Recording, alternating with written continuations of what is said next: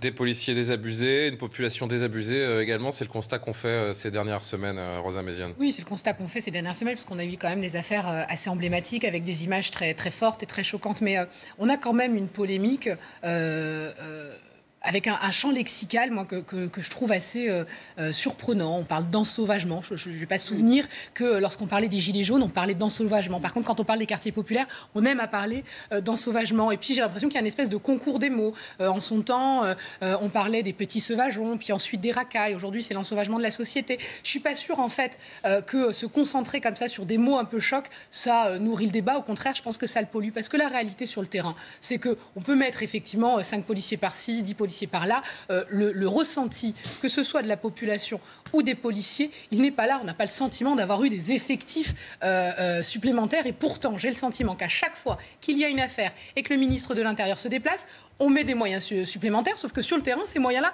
honnêtement, on ne les voit pas. On a une vétusté des commissariats, on a une vétusté de l'équipement des policiers, on a alors, effectivement une lourdeur administrative qui est extraordinaire, qui fait qu'à un moment donné, on passe parfois plus de temps au sein du commissariat. Et ils s'en plaignent tous, les policiers. Moi, je veux dire, les quelques fois cette année où j'ai eu l'occasion de rencontrer des policiers, la première chose qu'on me dit, les journalistes, rappelez qu'on a zéro moyen pour travailler, que mon matériel est vétuste. Il y a deux endroits quand même en France où on a l'impression d'être encore dans les années 80, c'est les commissariats et les écoles.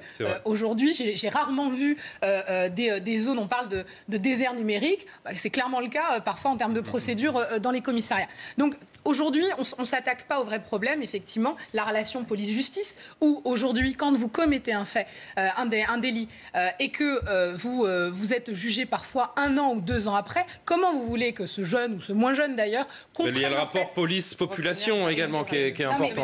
Non mais aujourd'hui, il y a un peu... Aussi, vous ne pouvez pas commettre un délit et être jugé 2 ans après. C'est pas possible. La compréhension de la peine... Et avoir un rappel à la loi 2 ans après. Exactement. Le rappel à la loi, il est pas systématique et immédiat. Oui, non, mais il y a une rapidité en fait qui est nécessaire aujourd'hui dans la justice. Alors c'est pas que le cas pour la délinquance, mais c'est pour tous les faits. Et puis il y a aussi, je parlais du champ lexical. Aujourd'hui, on parle d'incivilité. Moi, je suis désolée, l'incivilité, c'est on jette un papier par terre ou on va griller éventuellement un stop. Ça, c'est de l'incivilité où on va cracher pas. Mais là, on parle clairement de délits, de crimes parfois, et on continue.